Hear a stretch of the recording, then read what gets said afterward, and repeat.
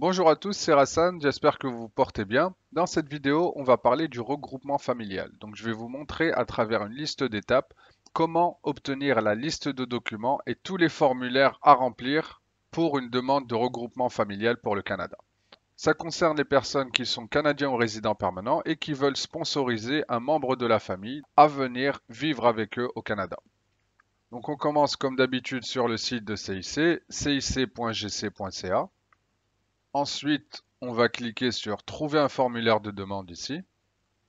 Et dans la question Que cherchez-vous, on va cliquer sur une trousse de demande. Quand vous voulez des formulaires individuels, ça sera sur un formulaire ou une liste de contrôle. Nous, ce qui nous intéresse, c'est vraiment toute la liste, donc ça sera une trousse de demande. Là, on va choisir la catégorie. Ce qu'on veut, c'est de l'immigration, donc ça sera immigré, visiter, travailler ou étudier. Et pour la raison, ça sera pour parrainer un membre de la famille, donc c'est ça le regroupement familial. Ça consiste à regrouper les membres de la famille pour vivre ensemble au Canada. Sélectionnez une trousse de demande. Donc là, vous voyez qu'on a toutes les différentes catégories dans le regroupement familial. Nous, on va s'intéresser à la majorité des candidats, c'est-à-dire époux, conjoint de fait, partenaire conjugal ou enfant à charge. Obtenir une trousse de demande. Donc là, on a un message d'erreur. Oui, il n'y a pas de problème. Et on atterrit sur cette page-là. Donc là, on va continuer à descendre et on va répondre aux questions qu'on voit ici, qui vont nous donner des informations encore plus précises par rapport à notre cas. Donc, qui parrainez-vous? Époux, donc c'est les gens mariés.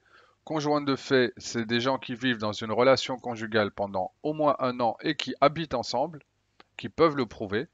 Et partenaire conjugal, c'est des gens qui vivent dans une relation conjugale mais qui n'habitent pas ensemble dû à un cas de force majeure. Donc ça peut être à des raisons d'immigration, de persécution, de discrimination, etc. Donc, nous, on va choisir époux. Ensuite, dans quel pays habite la personne qui sera parrainée? Attention, là c'est important. On parle du pays de résidence, pas du pays de citoyenneté. Si on prend l'exemple d'un candidat qui est algérien et qui habite en France, le pays où il habite, ça sera la France.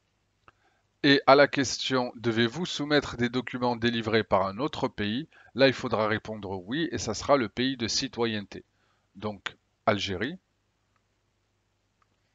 Car il faudra soumettre aussi les passeports, les certificats ou actes de naissance, etc. Et on clique sur Obtenir la liste de vérification et les formulaires. Là, vous voyez qu'on a le guide de demande complet. Je vous conseille de l'ouvrir à côté et de le mettre en favori parce que ça contiendra toutes les réponses à vos questions. Ensuite, on a la liste de vérification. Ça, c'est le formulaire 5533 qui ressemble à ça. Et ça va être votre boussole dans le remplissage de la demande. C'est là où vous avez toute la liste de documents. Donc là, vous voyez, liste de vérification 5533. Le répondant, c'est la personne qui sponsorise et le requérant principal, c'est la personne qui fait sa demande d'immigration pour venir au Canada. Donc là, vous avez demande de parrainage, etc., etc., avec les liens pour télécharger les documents. C'est assez bien fait, c'est juste très très long. Donc il faut prendre le temps de remplir chaque document comme il faut. Ça, c'est la liste de documents et vous avez le reste des formulaires ici. Le répondant, comme je vous ai dit, c'est la personne qui sponsorise et la personne qui sera parrainée, le demandeur principal doit remplir. Si vous voulez immigrer au Québec, il y a une partie qui est différente, c'est par rapport à l'éligibilité du sponsor, qui est plus facile au Québec. Là, vous avez des exigences propres au pays de résidence, le paiement des frais en ligne, etc. Quand vous aurez constitué votre demande, quand vous aurez téléchargé tous les documents ici, que vous les aurez remplis, vous pourrez payer les frais en ligne qui ne sont payables que par carte de crédit ou par virement Interac, imprimer le reçu et l'ajouter à votre demande.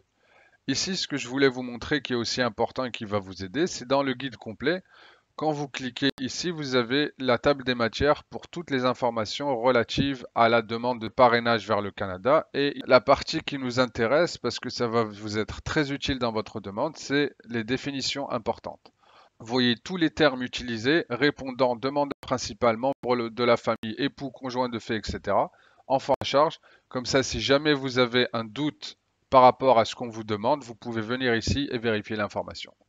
Voilà, c'était la trousse de demande pour une demande de regroupement familial au Canada. J'espère que ça vous a été utile. Si vous avez des questions, vous pouvez les mettre en commentaire ou nous écrire à info@mavoix.com. Si vous avez aimé la vidéo, merci de laisser un petit pouce bleu et de vous abonner à la chaîne si ce n'est pas déjà fait. Et quant à moi, je vous dis à très bientôt pour une nouvelle vidéo. Bye.